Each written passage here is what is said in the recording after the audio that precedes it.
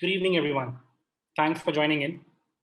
Uh, now, as you know, we're going to discuss computer simulations today. And I'm going to change the word computer with business simulations today. And I'm going to take you through a series of steps of what is a simulation, why a simulation. Uh, we're going to discuss some examples of what kind of training programs are conducted by using a simulation. And I'll also show you a simulation so that you have a very good idea of what we are actually talking about. Now, I hope I'm audible and everyone is able to listen to me. In case I'm not, in case you feel there is a lag, please let me know. I can always switch off my video to save on bandwidth. Uh, so let me share my screen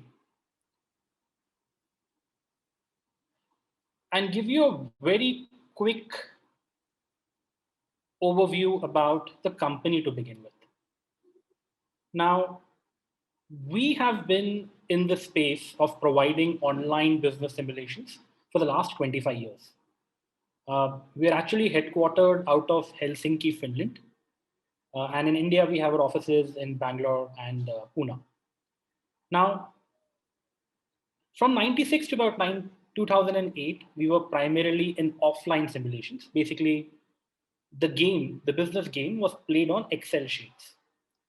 2008 onwards, we decided to migrate to being a cloud-based solution where to access our platform, to access our products, all you need is an internet connection and browser. Our simulations are used by universities worldwide. It is used by corporates worldwide, including some of the Fortune 50 corporates globally and in India. At any given point in time, we will be working with about 800 plus universities, about 150 odd corporate organizations on an annual basis. So far, I think the total count today would be about 6 lakh participants who actually benefited from using a platform. So let me step into what are business simulations. And I'm sure many of you might be aware of it. But for the uninitiated, I'll just give an overview. So business simulation is nothing but an experiential tool. So what do we do in this experiential tool? What we do in this experiential tool is that we make each one of you as the participants sit in the hot seat of a CEO. Now, all of us are working, all of us at some point in time in our work lives have discussed things like why is the company not doing XYZ? If we just do this, I'm sure the company will do better. Why did the finance department reject my request? Why did the marketing team not do that sort of a marketing activity? We have all sort of questions which we ask in our day-to-day lives. A business simulation is nothing but a virtual environment in which we actually make you run a company, put you in the hot seat of a decision maker. You take decisions regarding where the company should go, what the company should do, how the company should do it, and then you immediately see the results of your action. So, in short, it's a virtual business in an interactive, risk free, and a realistic environment where ultimately you see the results of your business decisions. Now, why business simulations over any of the other teaching methods?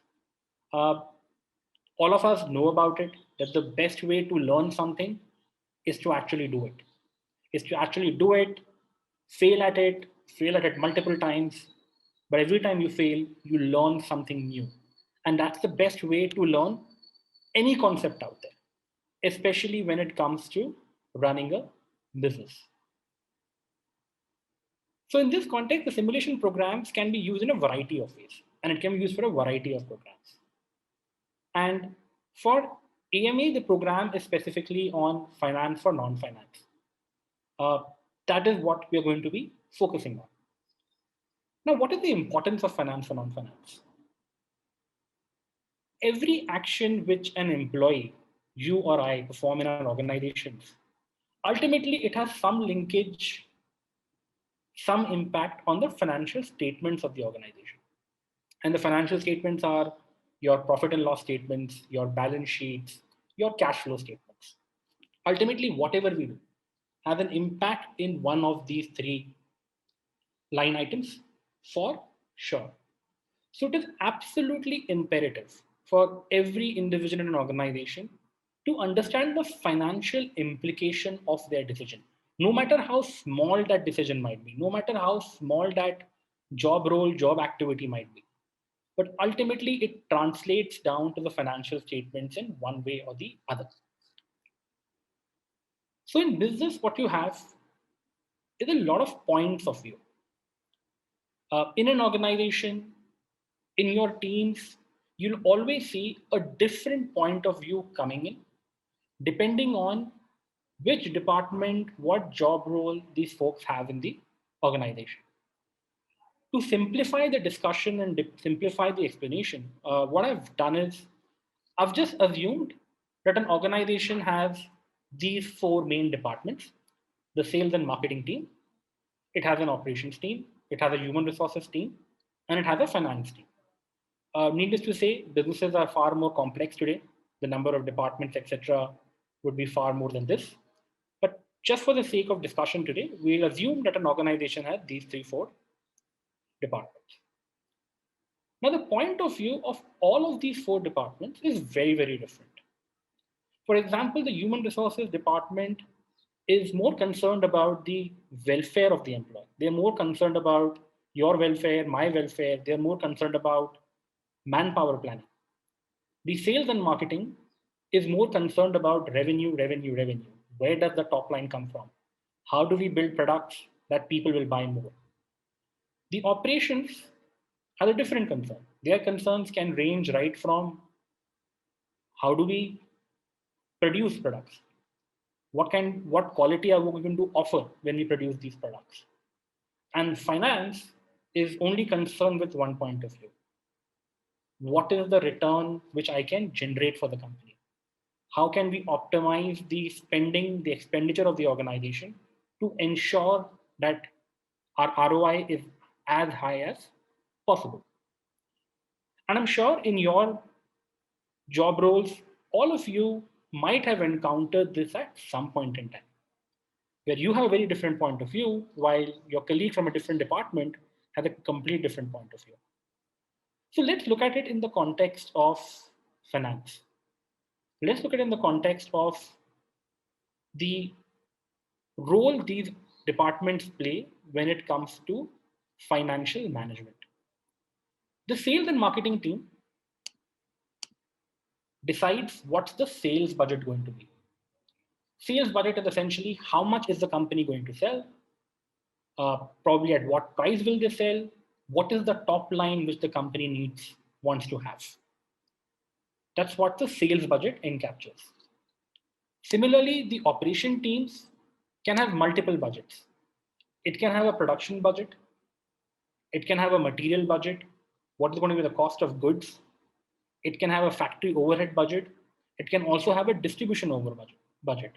By distribution budget, we mean logistics in this case. The human resource might have a budget called as the labor budget, where what is the salary which you're paying to employees?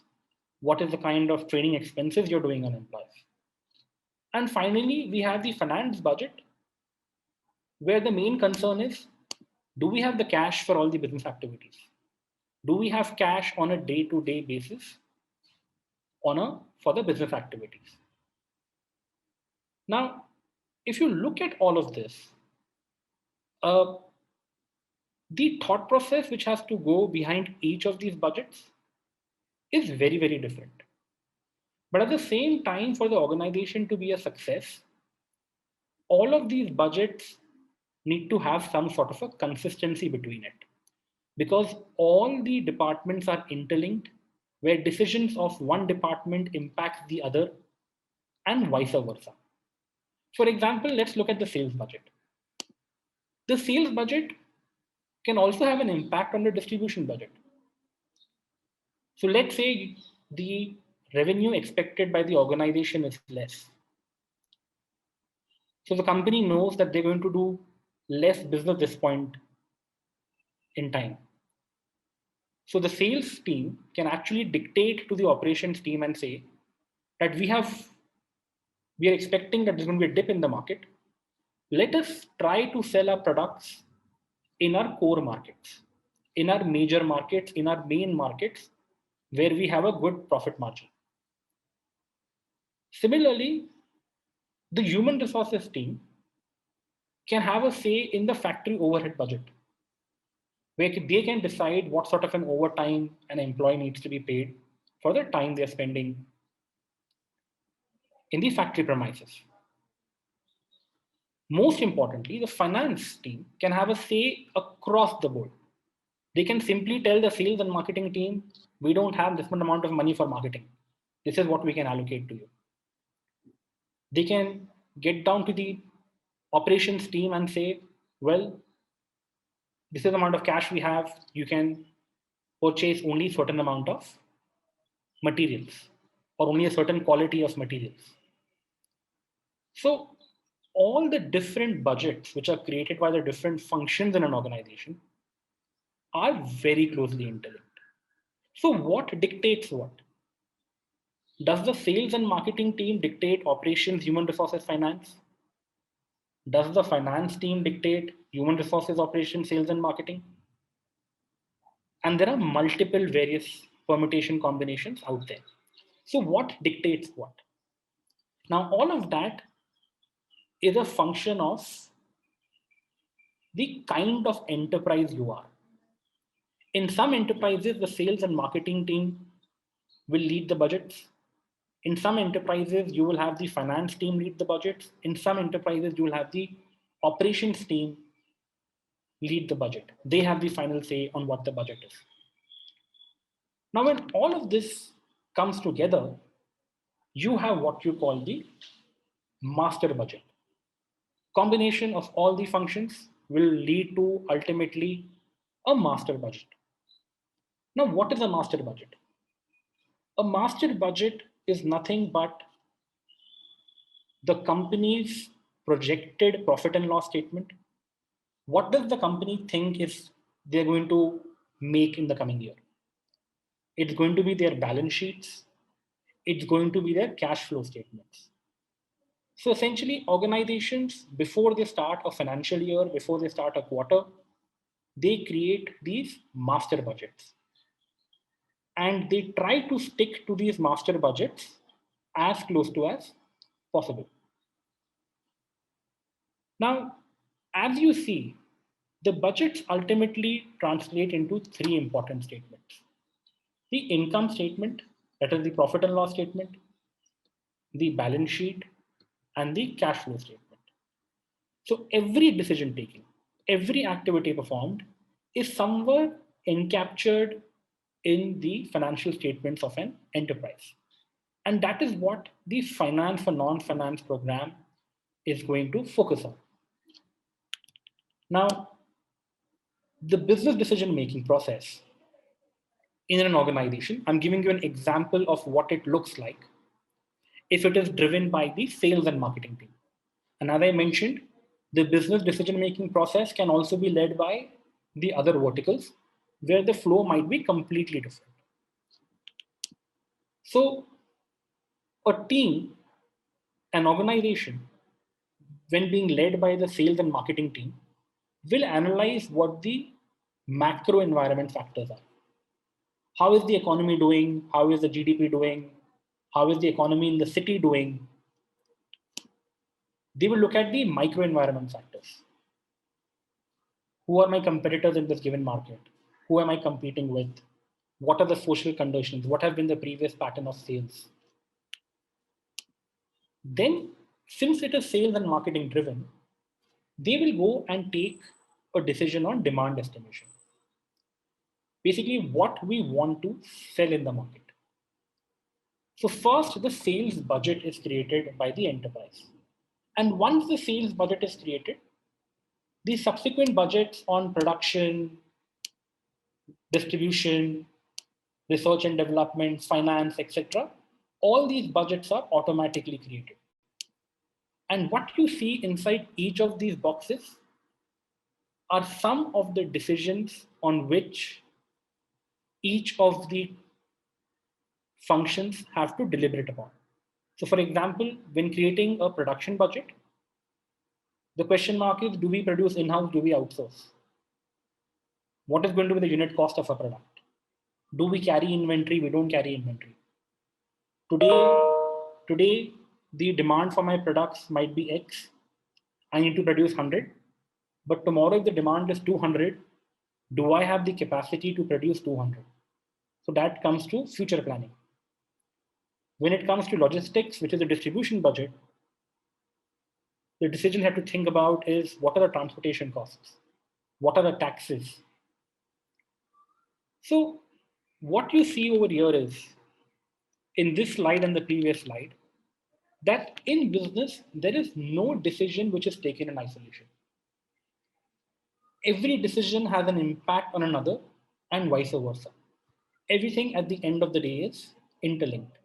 And all of these decisions ultimately put together have an impact on your final financial statements, which is a profit and loss statement, the balance sheet, and the income statement.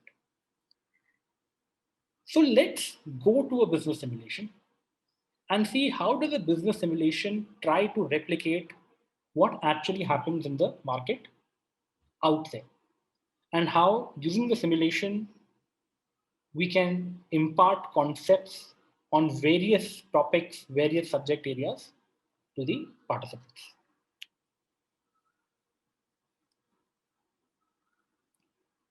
So as I was mentioning that for our simulations, since they're completely cloud-based, all you need is a login ID and password.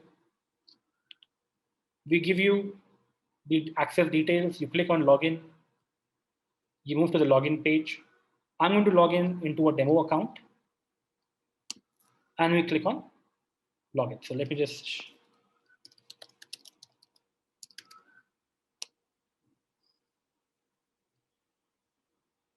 So when you log in, I've logged into Thomas's account. So when you log in, this is essentially what you see. Now, how does the simulation work? How do we set it up? So what we do is, first and foremost, we divide you, the participants, into teams. So let's say we have a total of 12 participants.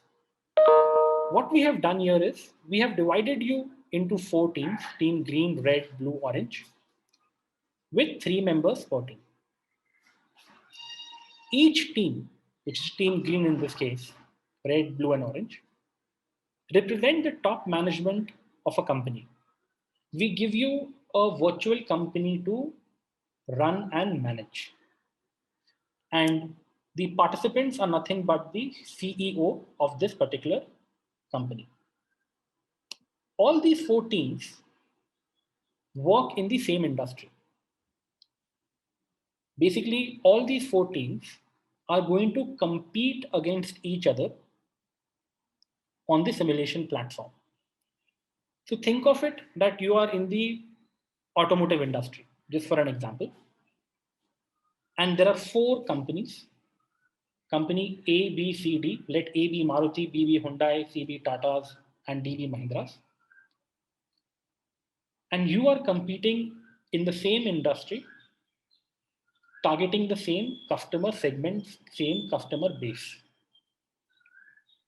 So the decisions which one company takes will impact the other companies and vice versa.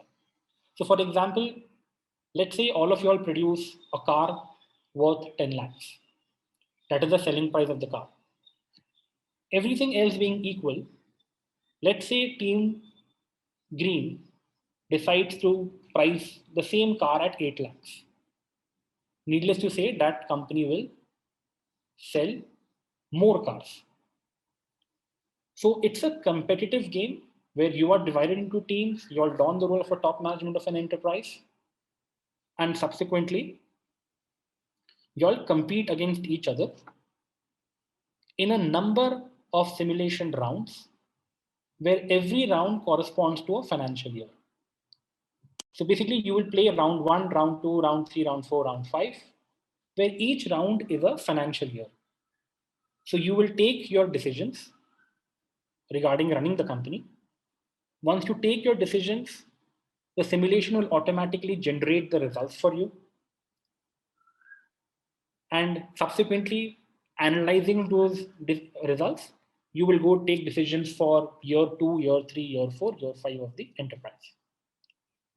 So at the start, when we set up the simulation and give you access, we introduce you to the case study. So the case study is nothing but a business scenario which we have created, which describes what your company is into and what company you will be taking care of. So you are going to become the top management of an existing company. So in this case, the simulation is on we used a case in the pharmaceutical industry. We have multiple case studies with us, but for the demo right now, we're using the case study on the pharmaceutical industry. Once you've read this case study, and of course, we also have something called as the decision-making instruction guide, which kind of explains to you how do you go about business decision-making. It explains to you what are the factors you must consider while taking a business decision. So this is a document which participants are expected to go through.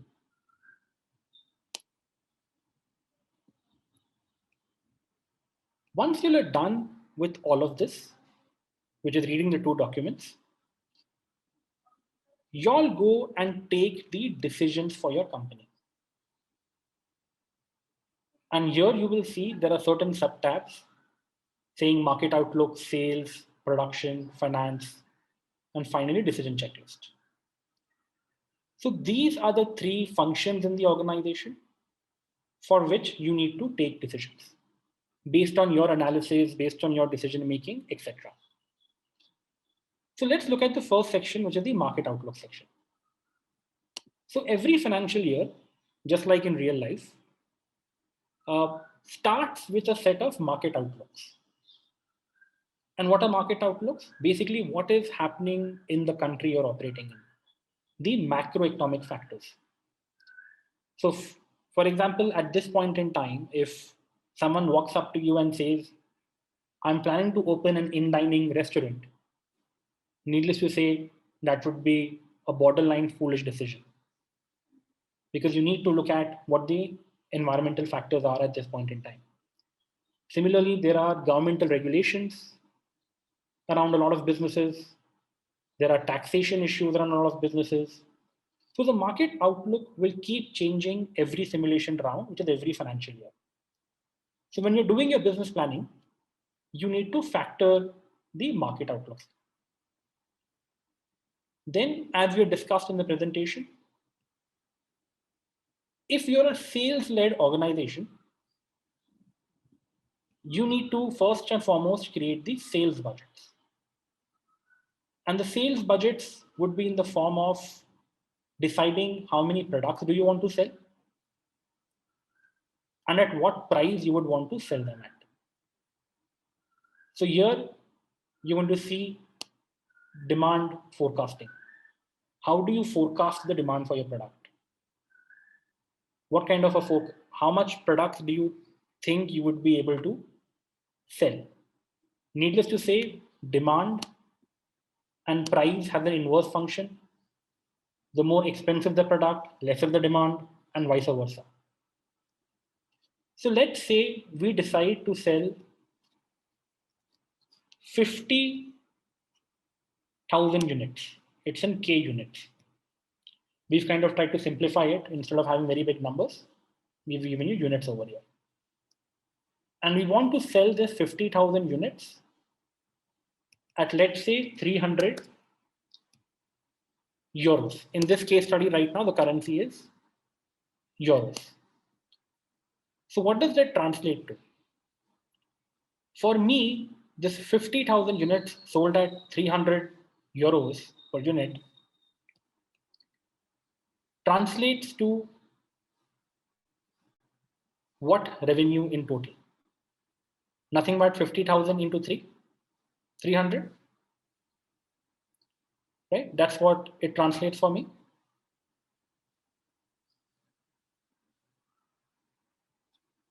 Now, my total revenue is going to be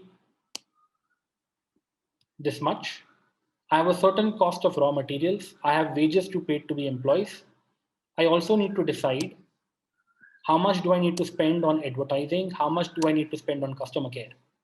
And while I'm taking all these decisions regarding demand forecasting, regarding pricing, regarding advertising, customer care, all of these decisions have two components to it.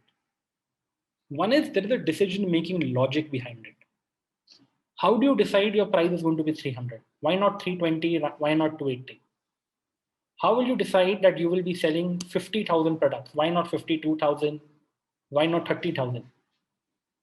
So there's a decision making process which goes behind all of this. And that is one of the learning components which comes out of the simulation. The second learning component, which is going to be the main focus in finance or non-finance program, is going to be when you're taking all these decisions, how is this actually impacting your income statement, balance sheet, important financial ratios? What is the impact of each decision on the key metrics which an organization should keep looking at? Similarly, when you're looking at advertising, how do you decide what the advertising budget is going to be? And what impact is it going to have in your financial statement?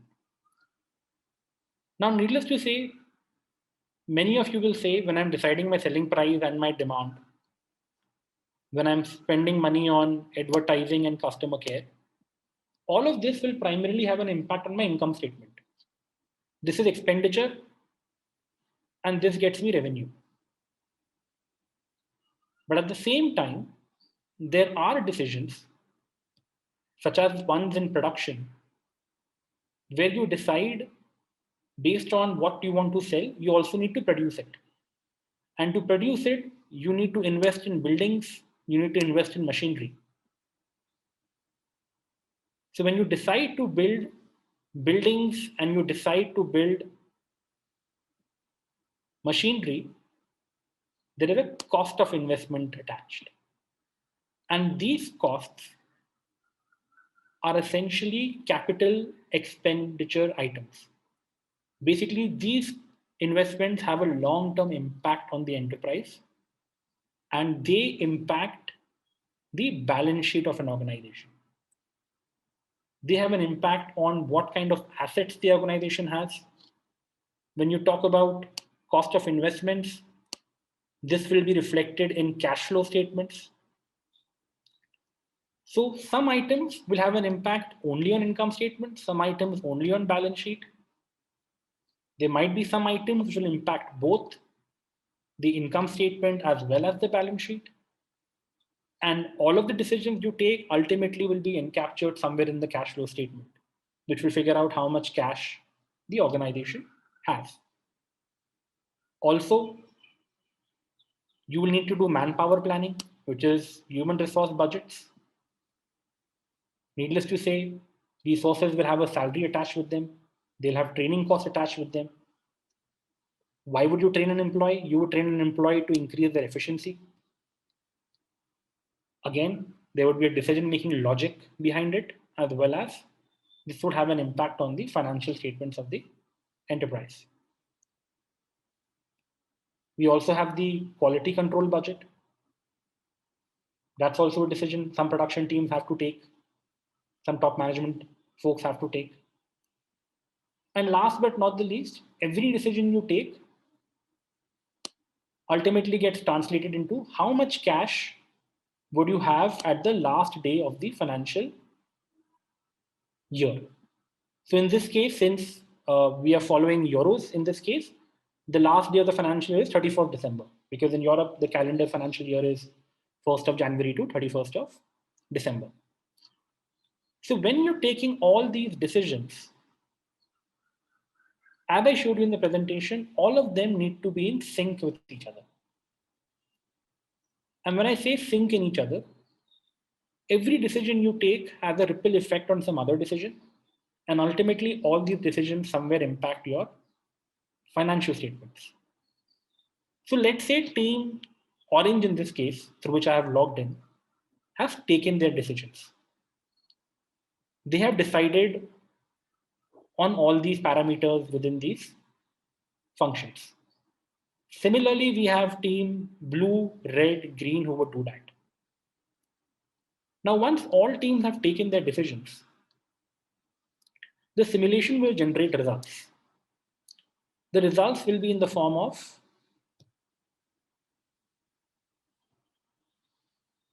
income statement, balance sheet, cash flow statements, important financial ratios, market reports, production reports, logistics. So these are the few decisions which you took. But once the results are generated, you will see multiple other things, not only for your own team, but you will also see the same for your competitors as well. That what was their net sales? What was their cost of purchasing of material and supplies? How much did the other team spend on transportation? What did the other team spend on advertising? So here you will not only learn to analyze your own financial statements, you will also learn to analyze the financial statements of your closest competitors. So the learning components now become three. One, what is the decision making logic behind each decision? Second, what is the impact every decision of yours has on the financial statements? And third is financial statement analysis of not only your own enterprise, but also that of your competitors. And then we will discuss various financial concepts, such as capital budgeting. So when you invest in, let's say, creating a manufacturing plant, for example, or let's say you decide to invest in a shop for your business, you will do some calculation of what kind of money that shop might generate for you, what sort of money that manufacturing plant might generate for you. We actually go in detail of how to do those calculations. Of course, there is a simple way. We'll produce so many products, we'll sell so many products, and so much money will come in. But it's a bit more complex than that. And that is what we aim to achieve by using the simulation. Now, you will see over here the numbers are same for all the teams, right? I'm an income statement, and the numbers are same for all the teams. The reason is this is the starting point. The business which we are giving to you to manage, these are their current numbers. But as you keep on proceeding in the simulation, these numbers will substantially start changing. So let me show you an example of that.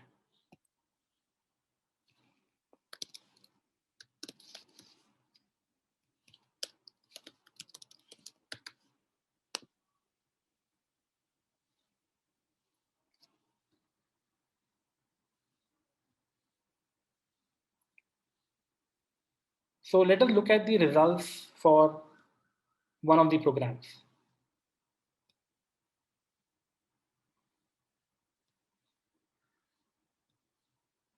So here in this program, we have a total of 8 teams, team green, red. Someone has named their team Monster, someone has named their team Trading Fanboy Squad, etc. You will see the sales numbers of all these teams are different. You will see their profit and loss statements are different.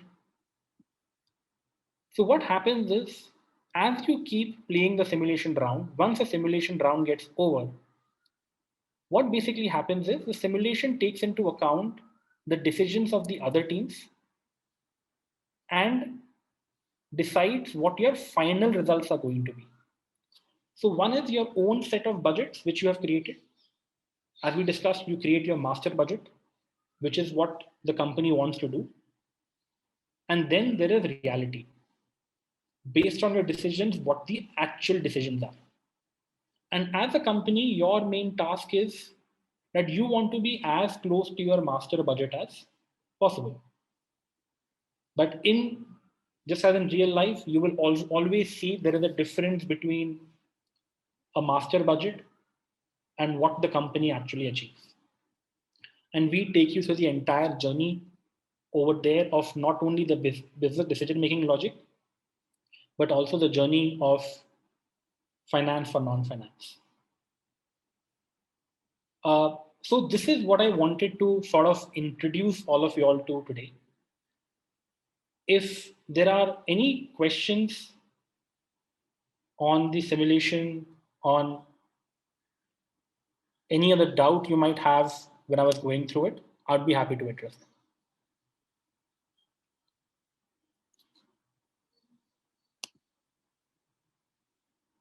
Thank you. Thank you, Mr. Varun.